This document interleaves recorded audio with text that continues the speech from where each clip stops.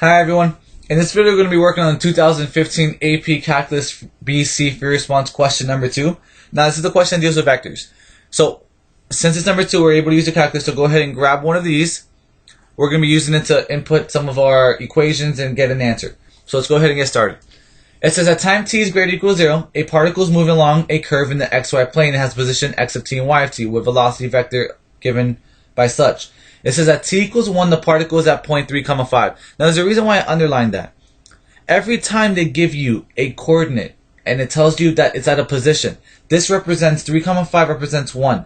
So at time t equals 1, your x value is going to be 3 and your y value is going to be 5. This is going to be used whenever they ask you for a position of any other point. It could be t equals 2, 3, 4, 5, 100, whatever it is. Okay? So let's go ahead and get started. Part A. It says, find the x coordinate position. Once again, remember, position means that I'm trying to find a position at time t equals 2. So if they gave me velocity, the only way that I can find position is an integral. Well, I'm going to set up an integral. Well, it's asking for the x coordinate. Well, x coordinate represents that function. Remember, x of t represents x, y of t represents y. So I want to find the integral of cosine t squared dt, but from where to where? Well, I want to end up at 2, so I know that's my upper bound. But the part is, I need to at least have an initial coordinate, something. Well, they did give me that in the beginning. They gave me at time t equals 1, I'm at position 3. And for the y, I'm at position 5. But I only care about the x coordinate, so 3. So at time t equals 1, I'm at 3. So then once I know I'm at 3, I can find the area from 1 to 2 and add it to where I was at 3. So from there, that's your equation. And then you're going to go ahead and grab your calculator, plug it in. So you're going to press math. You're going to go all the way down to 9, or just press 9, and that's your integral. Well, that's 1 to 2 of cosine x squared dx. Press enter, and you're going to get a value of that. Well, remember, that's the distance we traveled from 1 to 2. Well, what we care about is our end result. Where are we going to be? Well, where were we at 1? At 1, we were at 3, so that's the reason why we're going to add 3 to this answer.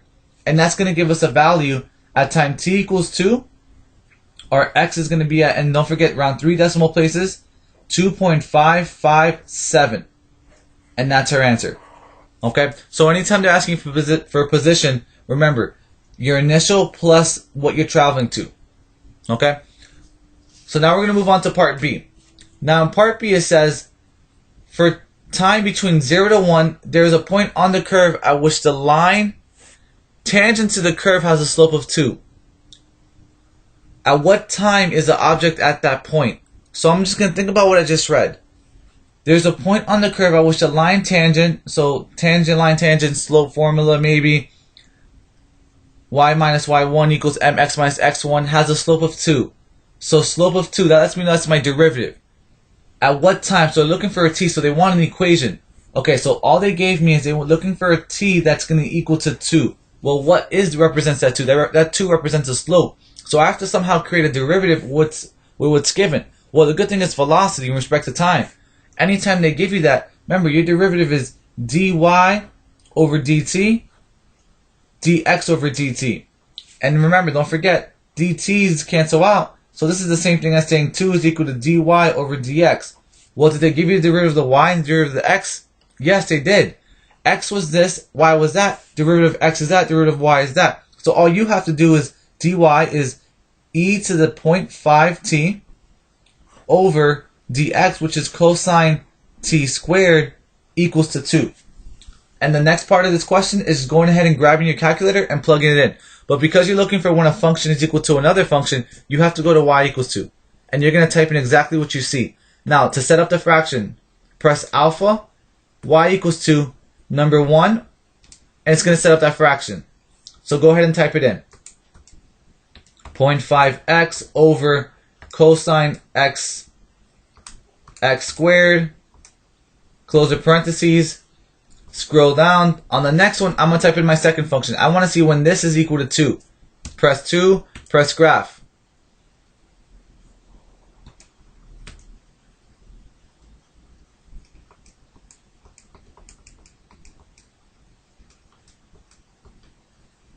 Alright, so type it in again. X squared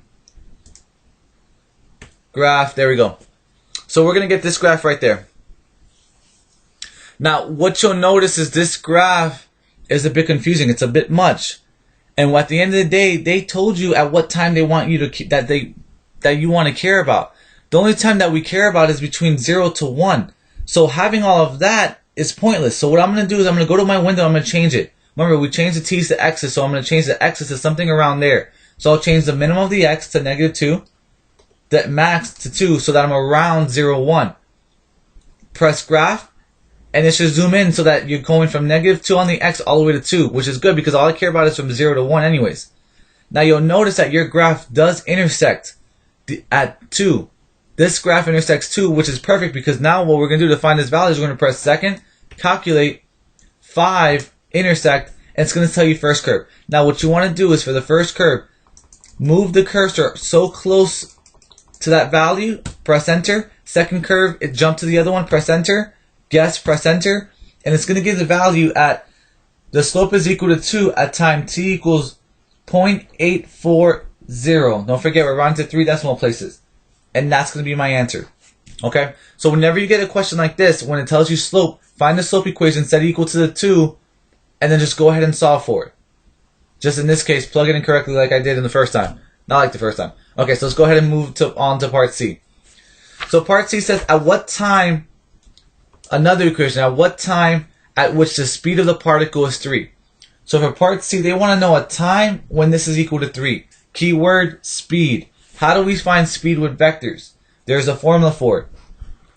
It's going to be dx over dt squared plus dy over dt squared. That's our formula. Well, the good thing is, guess what they gave us? They gave us dx, they gave us dy, so all we have to do is plug it in. Cosine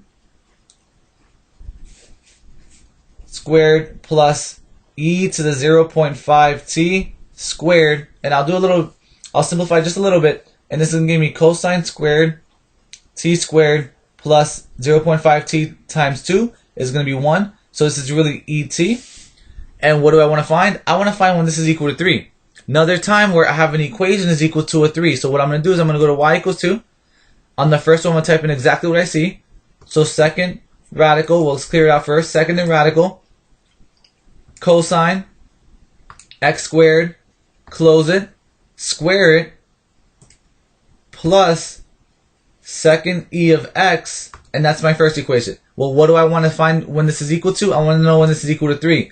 Now, the one thing you have to remember is you changed your windows on the last problem. So what you have to do is go back to Windows and type it back in as your min, -10, all the way back to 10, graph it, and then you should get that.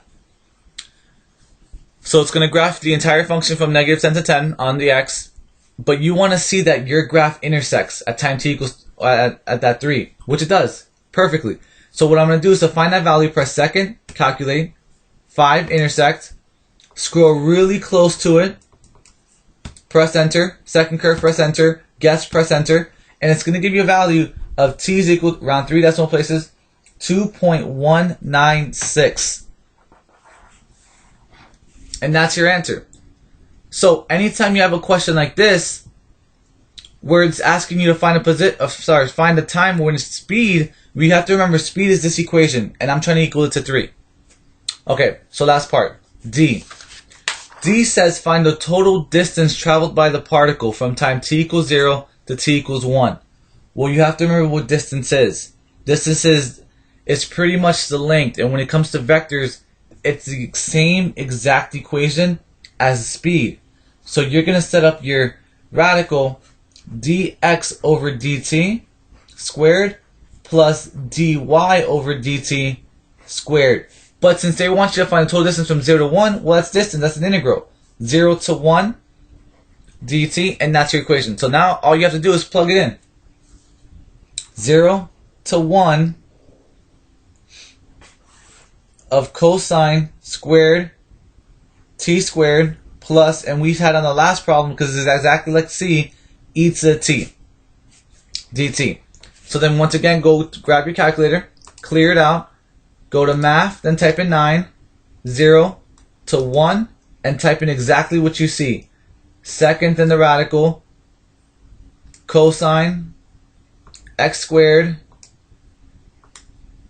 close it, square it, plus second e to the x. Make sure you put your, in respect to x, press enter, and you're going to get a value of 1.595. And that is going to represent the total distance from 0 to 1. So when it comes to vectors, the main thing you want to remember, distance and speed is determined by this equation right here. Okay, and the only reason I use an integral is because I'm trying to find distance, technically like area, from point A to point B. Okay? Alright guys, thank you for watching. Hopefully it helped. Let me know how it went.